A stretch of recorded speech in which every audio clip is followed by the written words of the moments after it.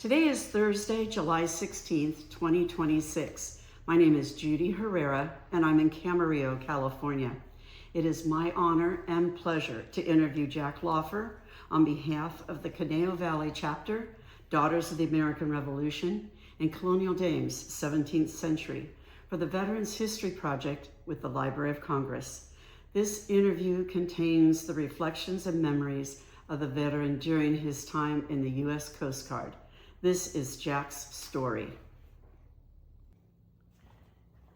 Jack, you were born in Pittsburgh, Pennsylvania on February 11th, 1950, to James and Patricia Laufer.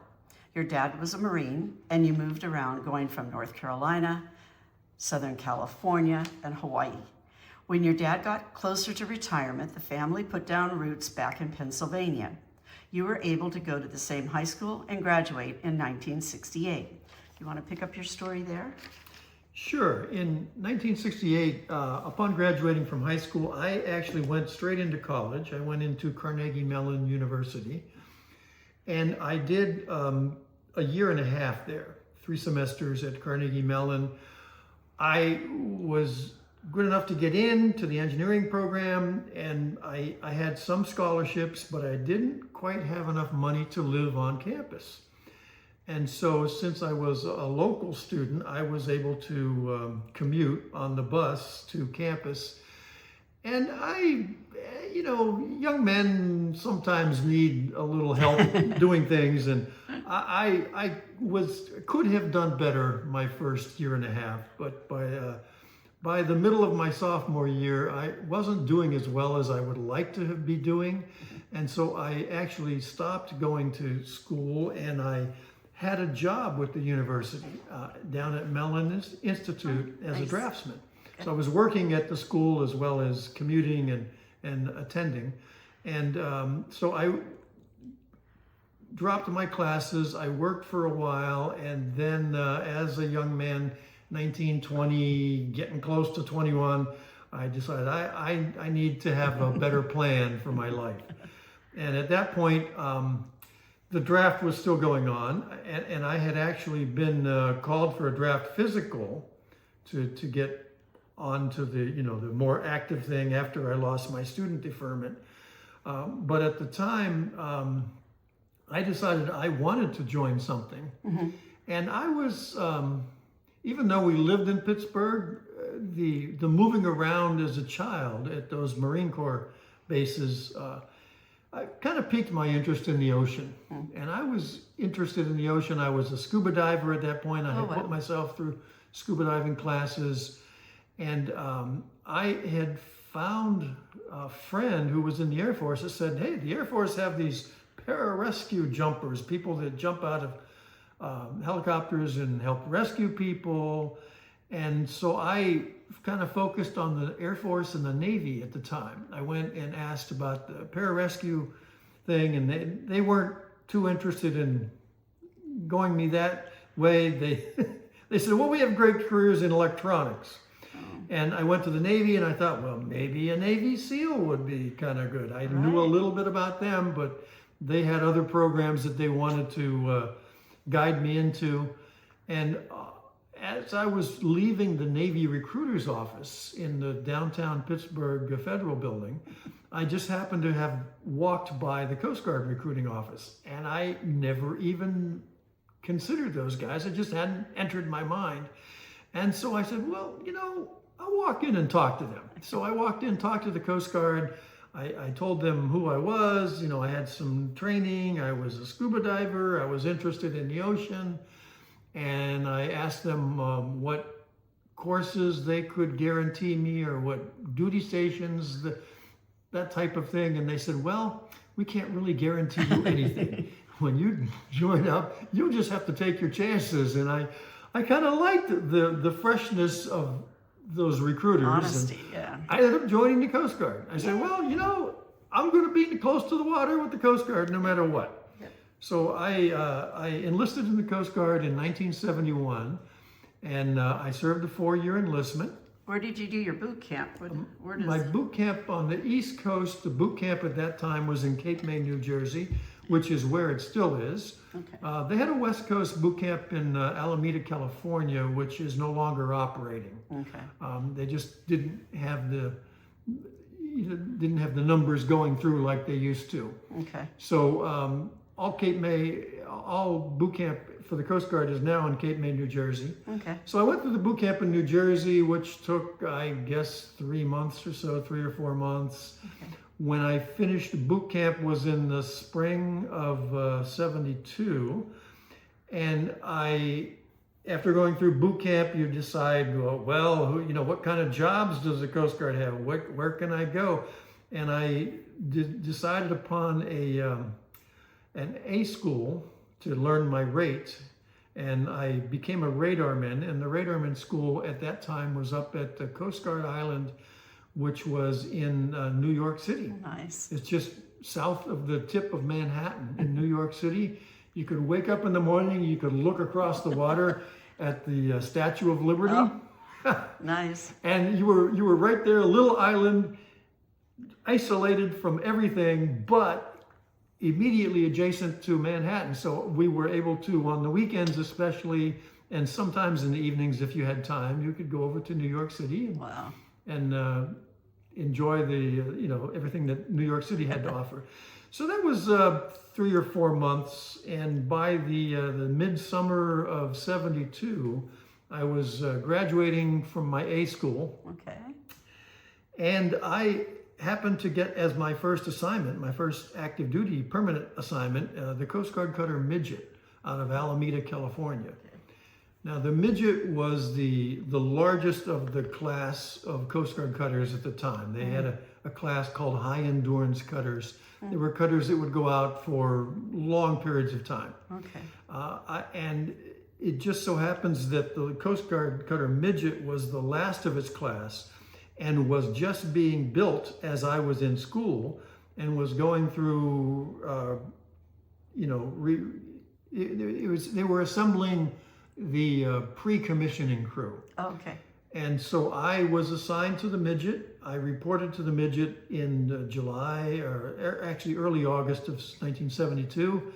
And I just shortly before its full commissioning, so I was pre-commissioning crew on the Coast Guard cutter Where Midget. were you at this time?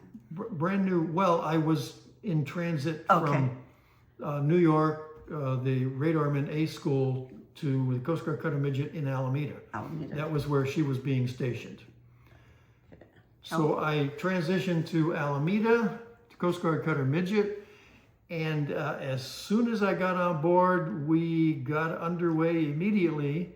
And because it was a new Coast Guard cutter, it went to the Navy training center. Well, the Navy used to take pre-commissioning ships and things like that in Pearl Harbor. Oh, Pearl Harbor. Okay.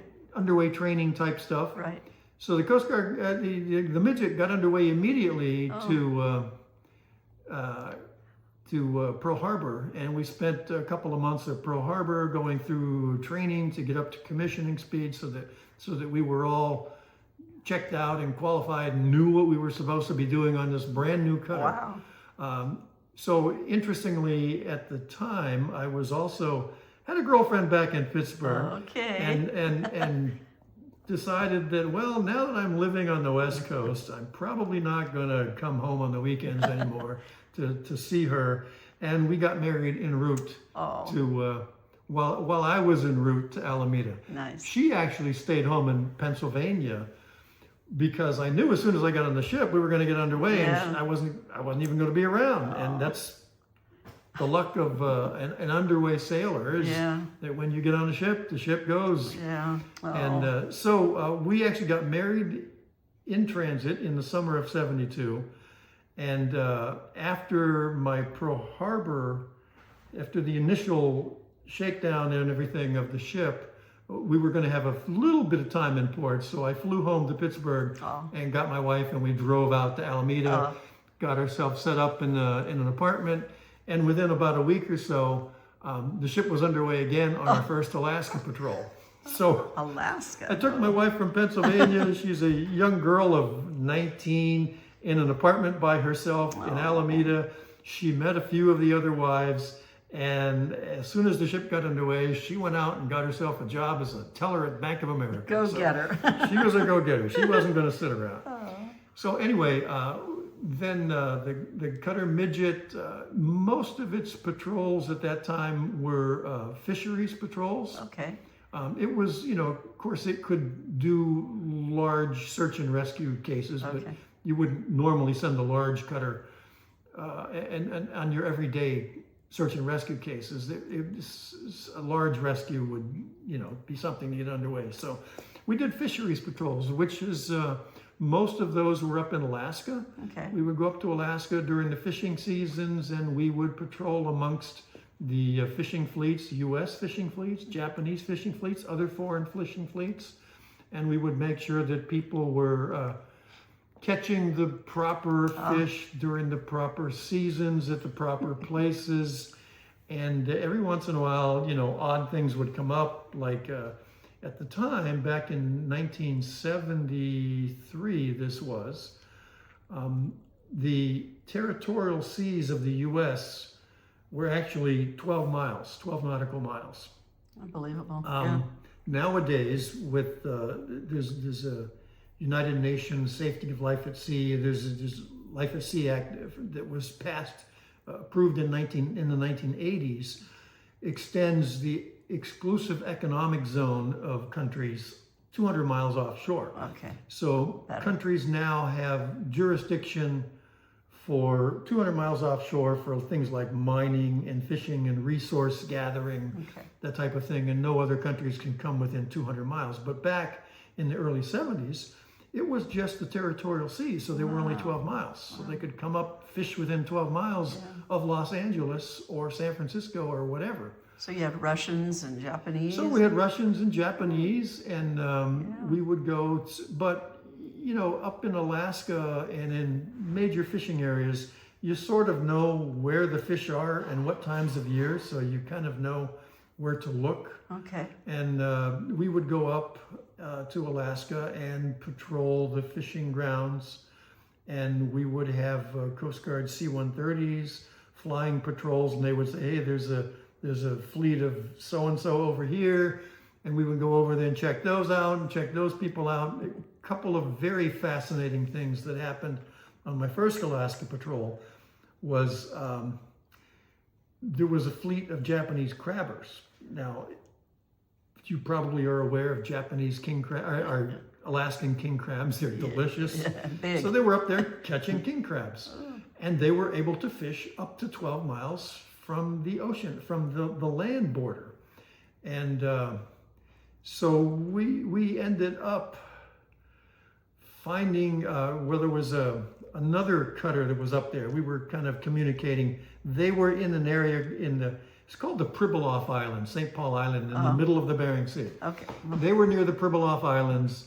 There was a Japanese fleet there, and they said, hey, these guys are getting really close to shore with their crabbing pots. They're getting really close to the 12-mile limit, and we think that they're going to be okay as long as we're here, but we're scheduled to leave. So why don't we leave, and why don't you come up behind us in a couple of days and check on them? So when we got up there after the other cutter had left, they actually had put down their crabbing pots, and the ends of their lines went within the 12-mile limit. Some of them went closer to 10 miles. They weren't real close, but they were just a little over the line. So we ended up confiscating 5,000 Japanese crab pots from the Bering Sea. Wow. And the Japanese knew that if they tried to come to us and ask us not to take their gear, that we would, their fines and their things that we would do to them. Yeah, we would, rather than be sanctioned by the U.S., they left their gear in the water. And they went to Japan, and there was nothing to do but for us to pick it up because we were there. Yeah. And that was an interesting 2 or 3 days we spent picking up these Japanese crab pots. Just some of the odd things that stick in my brain still. There was 5,000 crab pots. There was an average of 25 crabs in each pot. and we pulled them all up and we stacked them on our flight deck because we actually didn't have a helicopter with us at the time. So we had room on our flight deck to stack all these crab pots, and we would dump every 10th pot on deck and do a little census, count the crabs, count the males, count the females. Right. Yeah. Interestingly enough, the females all went back into the ocean, and the males somehow made it down to our galley. Of course they did. And they were delicious. Oh, I bet they were. And it was great. But there was an interesting little quirk that happened on my first Alaska patrol. Later in that same patrol, we ended up off of south of Kodiak. We ended up having to confiscate some salmon gill net or drift net. Drift net is a net that people lay in the ocean, and it's a long net, maybe 6 feet wide, maybe hundreds of yards long, and one half of it is floating and the other half is resting. So it forms like a curtain in the water. Okay. And fish that swim near the surface, like salmon, that don't go down and don't see the net can come into the net and get stuck because they can't back out of it. And that's how they catch salmon in the open ocean. So we ended up, I don't know how many miles, it was actually miles of gill net that we confiscated on that one. So that was very interesting. Another interesting thing that we did back at the time, and this shows how old I am, we did one of the last ocean stations. Ocean Station was a program that the Coast Guard did. It started in the 30s or 1940s, and it continued. It was real big in the 50s and 60s, and by the early 70s, it was really kind of obsolete. There would be a spot in the ocean.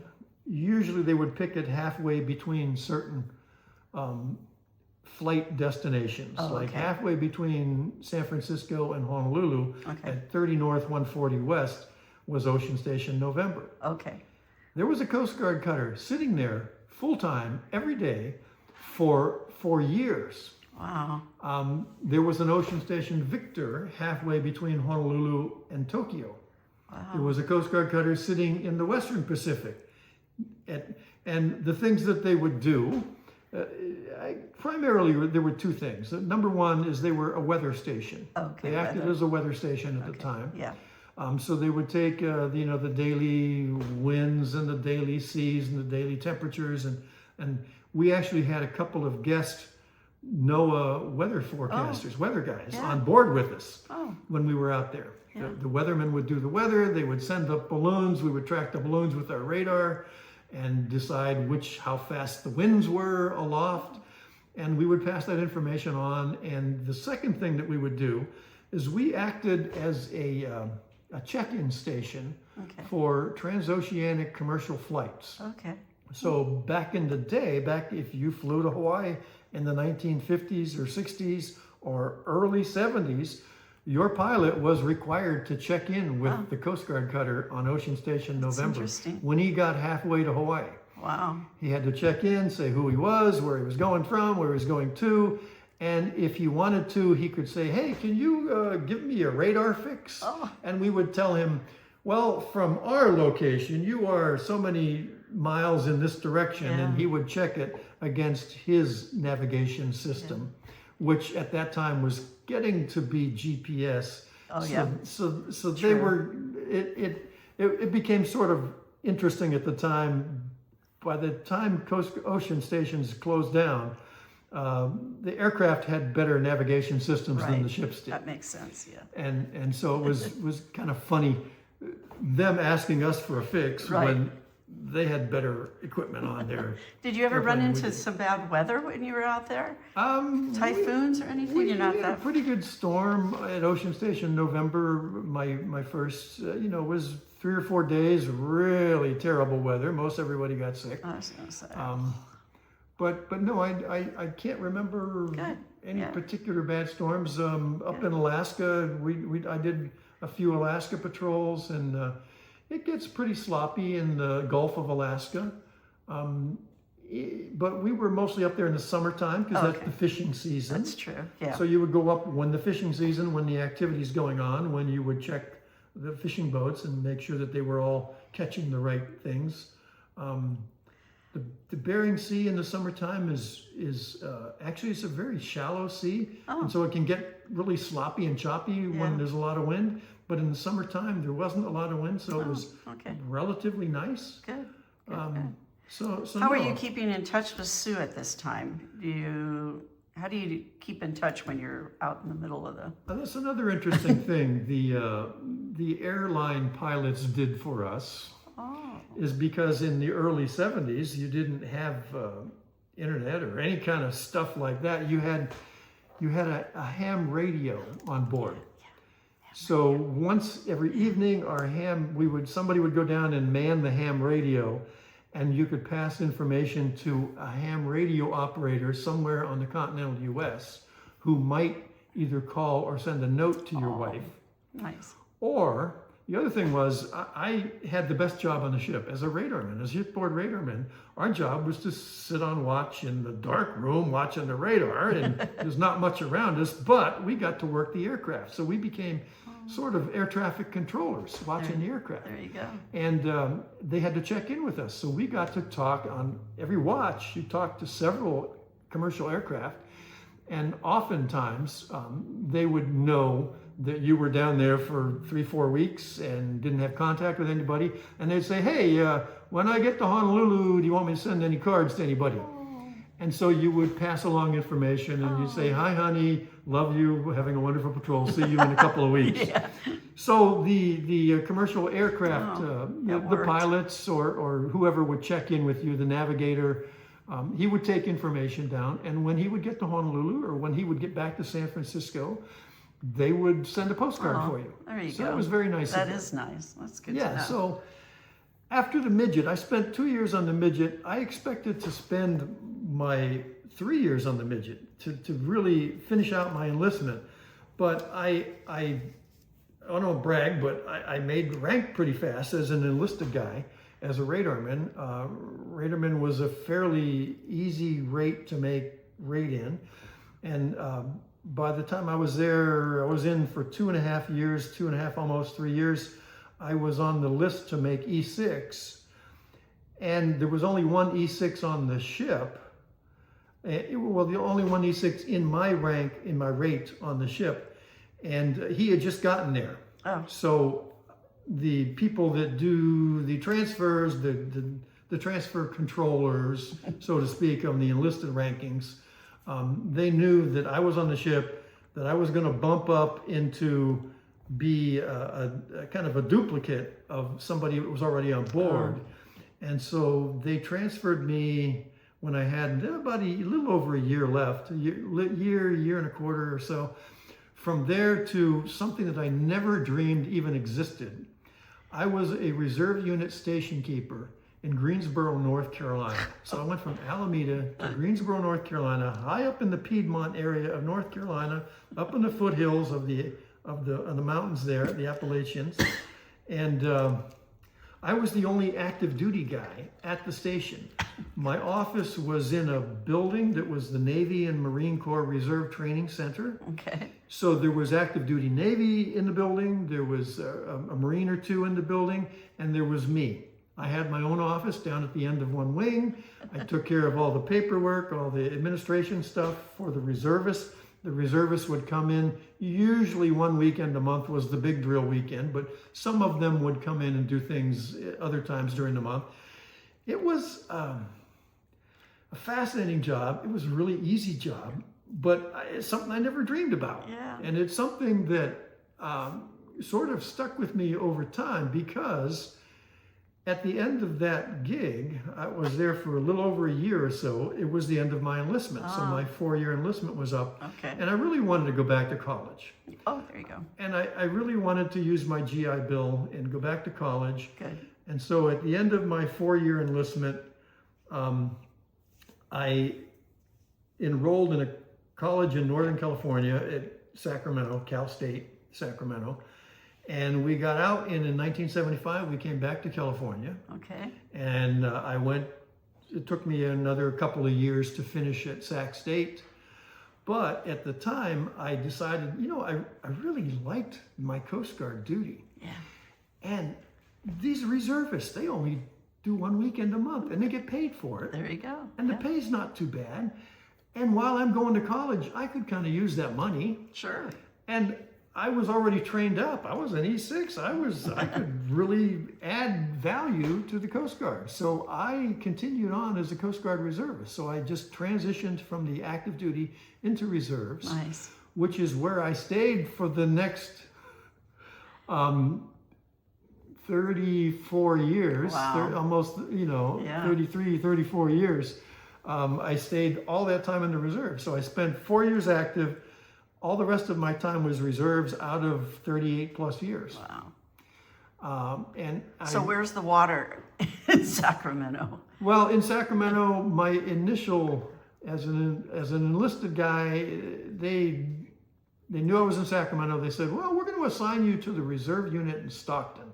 Okay. And the reserve unit in Stockton was a boating safety unit, a unit that primarily on weekends went to marinas around the Sacramento Delta and did boating safety checks and search and rescue type stuff.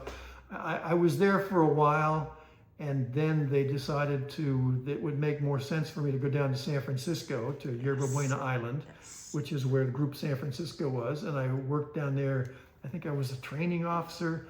They put me in as a radarman. You're kind of more of an operational kind of guy. Okay. And in fact, radarmen now are called operations specialists.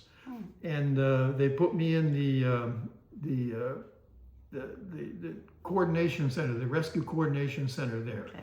So I worked as a sort of like a dispatcher for rescues in the San Francisco Bay Area. It's big. It's big. Big San Francisco Bay Area. A lot of units report into San Francisco, Group San Francisco.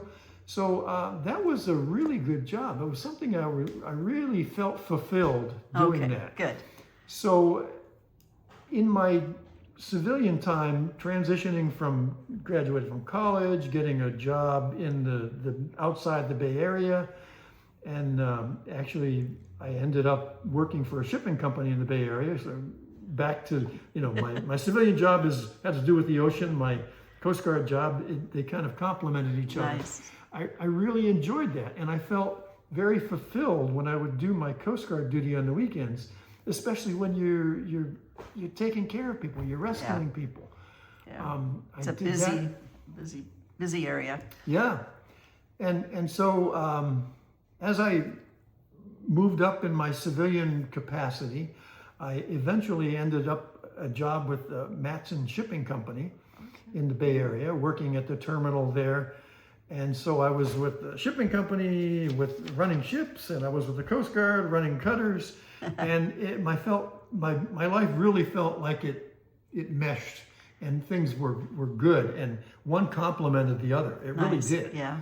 Because the Coast Guard inspects, commercial ships and type stuff like that, and I really enjoyed it. I eventually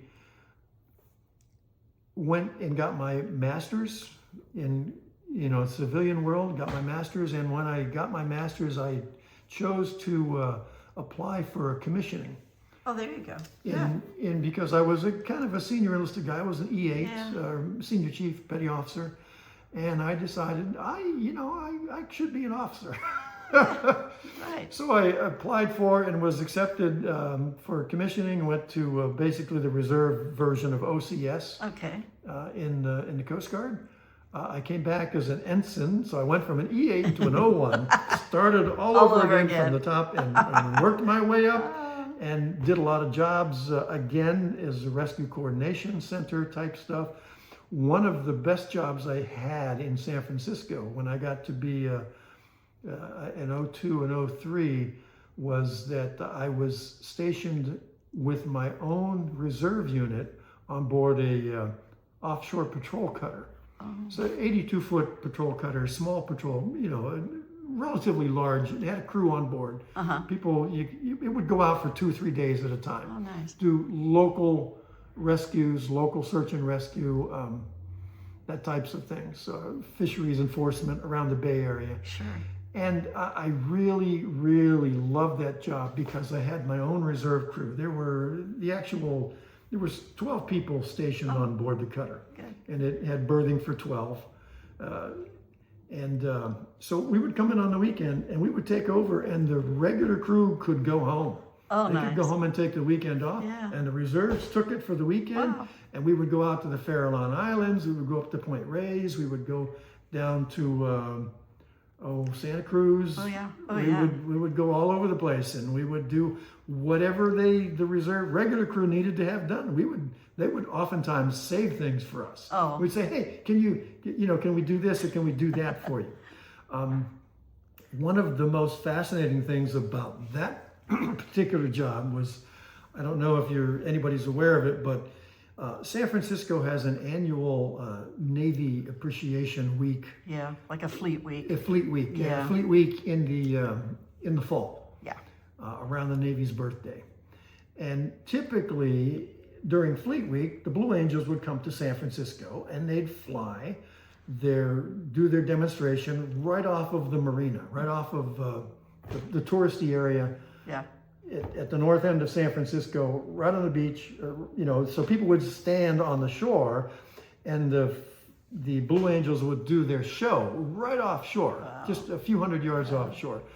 Well, the interesting thing is that the Coast Guard, when Fleet Week comes up, the Navy would say, yeah, we're going to do it. We need to do it again. So the Coast Guard would go out and set up a special buoy, and the special buoy would be the Fleet Week buoy, would be the Blue Angels buoy. That was the buoy they were going to use to target as the so-called center of the runway. Oh, okay. Normally when they're doing their show at air stations, they do it up and down the runway. Right. And they use that to focus. Exactly. So, we're doing it on the runway. Well, there's no runway in the ocean, in the San Francisco Bay, so we set up a special buoy. And they didn't just want the buoy there, because the buoy would get kind of small and maybe move around. They asked the Coast Guard to put a vessel on the buoy. So the vessel that I was on, the Coast Guard cutter Point Brower, during Fleet Week, we would go out, we would tie up to the buoy, and we would be the point of contact, the aiming point. And the Blue Angels would do all of their tricks right over the top of the Coast Guard cutter. Oh my gosh. And they would fly so close to the top of our mast. And we typically, on that weekend, when we did it, we would have guests on board. Maybe each person would bring a guest or something. Oh, nice. And we'd sit out there, we'd go out and tie up to the buoy, and we'd be on the radio listening in on, so we could talk to the Blue Angels. Yeah. And they would fly right over our heads. Wow. Just screaming right over our heads. It was great. It was Yeah. one of those little perks that you get. Great And, experience. So as I was finishing up my experience on the Cutter Point Brower, I was also in my civilian job. Matson at the time decided to transfer me from San Francisco into Honolulu, which is Honolulu is their main port. Right. All of their shipping from the mainland to Honolulu. And so in the mid 90s, I was transferred from San Francisco to Honolulu, and so I had to find a new job with the Coast Guard there. Right. They opened up a billet for me, and I had one of the best jobs I ever had. Oh. All of my jobs have been great. Yeah. But I was there, I would be the duty controller at the Rescue Coordination Center in Honolulu. Okay. Rescue Coordination Center in Honolulu oversees rescue operations in all of the Northern Pacific. Oh my. And so my responsibility expanded out to the whole Northern Pacific. Wow. It's big. And I would usually my drill weekend would be a 24-hour watch. Okay. I would go in on a Saturday morning, I would work 24 hours, I would stay and go home on Sunday morning. Okay. And everything that was going on in the North Pacific, I knew about. Wow. I knew about it all, and I stood in that duty for a number of years. until I got to senior, and they said, this is more of a junior officer. Oh, you're getting too senior for this thing, so we have to move you out of here. At that point, I got to Pacific Command. Oh, okay. I got a job in Pacific Command as a Coast Guard liaison officer for the military Pacific Command. And then I guess around 2004, after I was there, after 9/11, probably most people are aware of the U.S. opening up the detention facility for people that they after 9/11, and sending Al-Qaeda and other people to the detention facility in Guantanamo Bay, Cuba. Right. What you may not have known about Guantanamo Bay, Cuba, it's a 100-year-old Navy base. Yep. The U.S. Navy has been in there since the Spanish-American War. Yep. It's a fascinating history of the Guantanamo Bay, Cuba. Navy's been there. They owned the base. After 9/11, when they opened up that facility, the Navy really didn't have anything to do with it. It just happened to be on their base, so there was a joint task force that set up the detention facility. It was completely separate from the Navy. They were just a tenant on board. Okay. And an Army general was in charge of the facility that was on board. It was kind of weird because your tenant outranks you. Yeah. There's a Navy captain in charge of the base, awkward. but he had a tenant who outranked him. But they all got along fine. Oh, good. But interesting thing about the Guantanamo Bay is that the Joint Task Force, when they set up the facility, it was kind of off, not in the middle of the base, but off on the side. They built the new detention facility.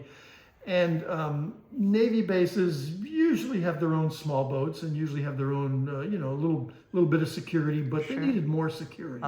Okay. And so they started sending in Coast Guard port security units. Coast Guard has specific port security units that run gunboats, small gunboats around and protect the shorelines and that type of thing. Okay. So Coast Guard started running port security for the Joint Task Force in Guantanamo Bay. Oof. And from 2001, after they opened the facility until 2004, they rotated port security units in there about 6 months apiece. And after a few years, they had rotated through everybody. And they didn't want to go back to the start yet. So they decided to bring up a special reserve unit and train them. And my name popped up somehow. And I was tagged as the reserve commanding officer of the port security unit in Guantanamo Bay, Cuba. So I had to go, it was a 6 months on the ground in Guantanamo Bay that was our task. But we had to train a couple of months beforehand, so I was gone for actually 8 months. Okay. And as a reservist, that's one of the things that you do. You know that you're subject to recall. Yeah, I get called up. And it was a little dicey, a little tough explaining that to your employer, but my employer knew the Coast Guard, and it was okay. I'm gone for 8 months. Wow, I got to take an 8-month leave of absence from my job. Yeah. So I went to Guantanamo Bay, Cuba in 2004, 6 months on the ground as the port security CO. And my boss down there was an Army general. I worked for an Army general. Wow.